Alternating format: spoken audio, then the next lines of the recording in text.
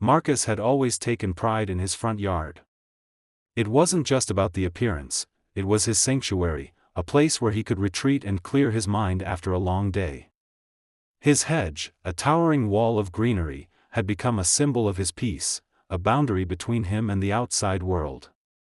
But that peace was shattered when Karen, the self-righteous president of the HOA, came knocking on his door one afternoon. She was upset.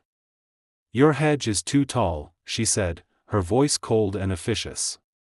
"It's against HOA rules. It needs to be trimmed down."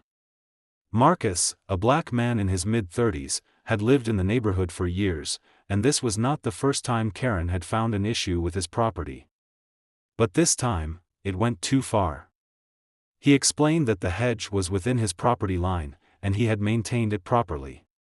Karen, however, didn't care about the facts. "I don't care what the rules say. This is a safety hazard," she insisted. Marcus stood his ground, but it was clear she had no intention of backing down.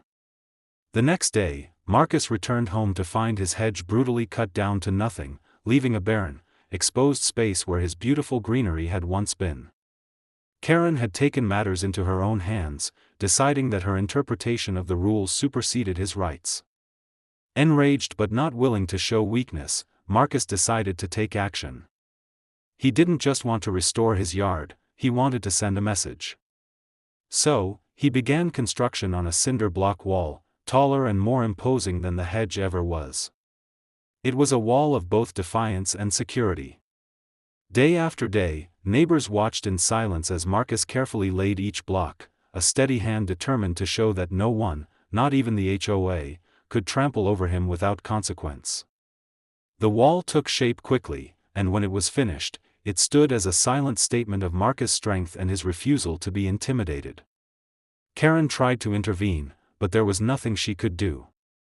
The wall was within the bounds of the property, legal and strong. Marcus didn't just reclaim his privacy, he reclaimed his dignity. From that day on, the neighborhood knew better than to challenge him again. The cinder block wall was a reminder that sometimes, the only way to fight back against injustice is to build something stronger than the forces trying to tear you down.